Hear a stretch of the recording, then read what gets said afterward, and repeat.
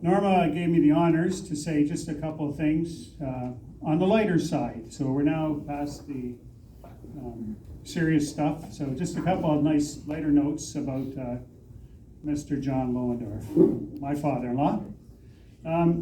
So he was born in 1935, and when Norma asked me to say a few words, first thing I did was went to my favorite place, which is Google. And I said, what was invented in 1935?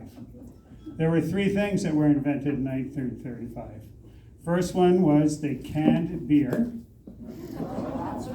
Second one was they invented briefs. And the third one was they invented radar. And all three of those things had some pretty important stuff in John's life. So for those of you who don't know, John was in the Air Force. But he wasn't really supposed to be in the Air Force. He was a little bit young, and he was persistent that he really wanted to go into the Air Force. He took his brother, Gerald's ID, put John on it, and that's how he got into the Air Force. Now, I know he's a good, honest guy now, but he was a younger guy. That's how he got into the Air Force. For those who don't know, he was working radar, and that's where he met his lovely bride, Norma, and had many years together and raised a great family. So that's where it all starts from what I know. I know him from about 89.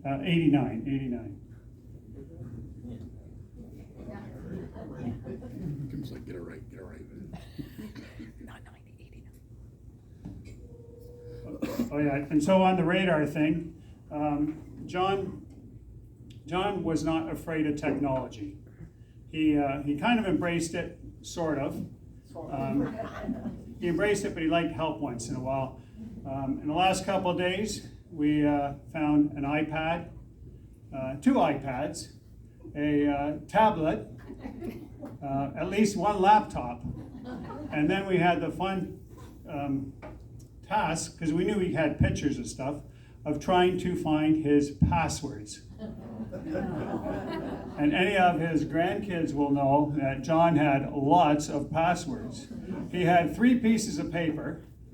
This is small, we were double this size, written on both sides with passwords crossed out, passwords. But eventually we did get into a couple of those machines to find some of the good photos that he had. So he liked technology. He was up to, he saw Google at my house at Christmas, where you go, hey Google, turn on the Christmas lights. Hey Google, turn off the Christmas lights. Well, he had his lamp hooked up and he had his Google hooked up, and he could go, Google, turn on the light. Google, turn off the light. So he was enjoying technology. He was right there. So, I mean, he had, Grant, you'll like this story. I hear you're struggling with solar power. He had solar panels on his gazebo in the back. He had 3 batteries hooked up, and he was getting ready. If there was no power, he had his solar power. So John loved technology.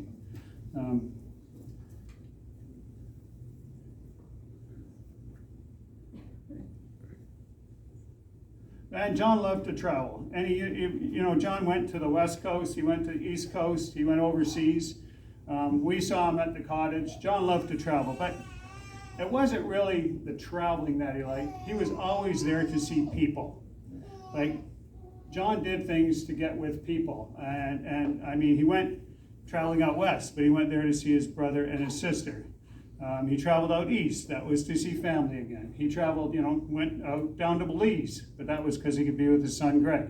So when John went somewhere, he went to be with the people, and he did things for people, especially family members. I don't know how many know that John cannot swim. He swims a bit, like you might have saw a picture of them in a canoe over there. That was a crazy step, because he cannot swim.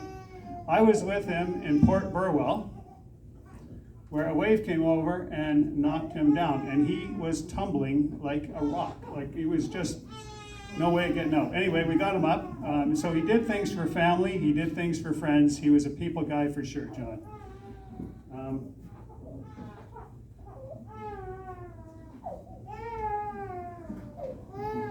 That's my granddaughter. And we all know that John really dedicated a lot of his life and a lot of his time around his beliefs. He was a very strong Catholic. He was a very strong Christian. He tried to do things that were right. He spent time with his knights. And he also had a special group of knights that were knights of the square table. And I don't know which one of you are part of this gang. Maybe you can put up your hand. Okay. And which one is Sir Case of Beer? So these gentlemen all had nicknames, and John was the king. He told me he's the king. Is he the king? King John the Handsome. King John the Handsome. Oh, big. And did he have a crown? He originally had one, but he didn't like that Burger King one, so. He told me he had a Burger King crown, and he was the one guy at New Year's. You know how you have those things that you pull and you rip them open, and you get a little piece of junk toy in there, and some sort of. He always wore his crown. John always liked to be the crown, and he loved being with you guys, from what I heard, and he loved playing Knight the Crowns and set out your pennants or whatever you guys did and play your game. Anyway, he loved that. He loved hanging out with you guys.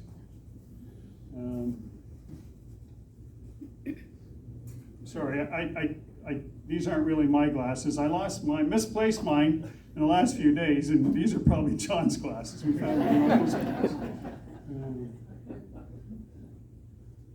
So yeah, John always loved to make people laugh. Whatever he could do to get a laugh out of you was always good. So my message from John would be really short. If John wanted to live a certain way, he'd tell you, don't be afraid of technology. Make an effort for and take the time for family and friends. Stay very true to your Christian values, and do it all with a big smile on your face. Because that's what John would want. I'm going to let Kristen say a few words from what the grandkids would have seen. I might be his daughter, but I got Grandpa's height, so. Hi. For those of you who don't know me, my name is Kristen, and I'm one of John's grandkids. You might know him as John, we knew him as Grandpa, and the Knights of the Square Table were not the only people who called him handsome. He trained us from a very young age, and this is how he trained us. I'm just gonna take this. He trained us by, when we called him Handsome Grandpa, he would give us 5 cents. Yeah, and we loved him, but not just for that. But we loved him, and so whenever we saw him, we say, "Hi, Handsome Grandpa," and he would get the biggest smile on his face. As you know, my grandpa was so full of joy. He was so happy, and he gave the best hugs. He was always so warm, and he wouldn't want to let go. He would always just hold on to you that little bit longer, just to show you how much he loved you. That's the kind of grandpa that we had. One of my memories of Grandpa, other than being paid to call him handsome, was we had a lot of family events. Our family is very close. Grandpa loved his family. But often, after a big meal, and maybe after a meal like this, you'd find Grandpa kind of in a chair against the wall with his head just slowly going backwards, and he'd just fall asleep. I don't know how he would always manage to fit a nap in. And one of the scariest things about Grandpa is that he learned how to fall asleep with his eyes open. And it would just freak people out. It was so scary. I'm sure that it scared Nana more than once. She's laying in bed, she looks beside her, and there's a man staring at the ceiling, right? And you're like, "Are you okay?" Starts poking him, right? Yeah, so Grandpa could fall asleep with his eyes open, which was weird, so most of the time. I think after a while he learned how to fall asleep with his eyes closed, which was great. I add something to that. The reason why he did that, because in the Air Force, he was on the scope, Yeah. and he got bored. Yeah, So he Grandpa. fall asleep, but he trained himself to stay with his If you didn't hear that, he would fall asleep with his eyes open when he worked radar to make it look like he was still working, even when he was sleeping. So he trained that one. And just one more thing here was another one of my favorite memories of Grandpa, and one that my family brings up fairly often, is that we could tell he was getting on in years when he started to lose his hearing a bit. It took a number of times before you could actually kind of get his attention. And one of the first times I remember really realizing that was we were at our family's cottage, and Grandpa and Nana had just showed up. We had been up there all week in the summer just having fun. Grandpa and Nana just showed up, we were all excited, and we had just been doing our spring cleaning at the cottage. And we had these we pulled down the baseboards, we were vacuuming everything, they put us to work. We were cleaning the windows, and we were inside cleaning, and we looked outside the windows and we saw that they had just pulled in. And so we opened up the window a bit and we said, Grandpa, don't the windows look clean? And Grandpa looks back at us, pauses for a couple seconds and goes, yep, I brought my breathing machine.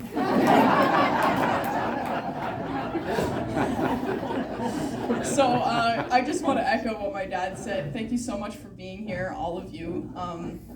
Obviously, you meant the world to Grandpa John, and it's just incredible to see how many people he was able to touch with his life, and praise God for that and the fact that he's home with him now. So we'll miss him, but we'll live in faith until then.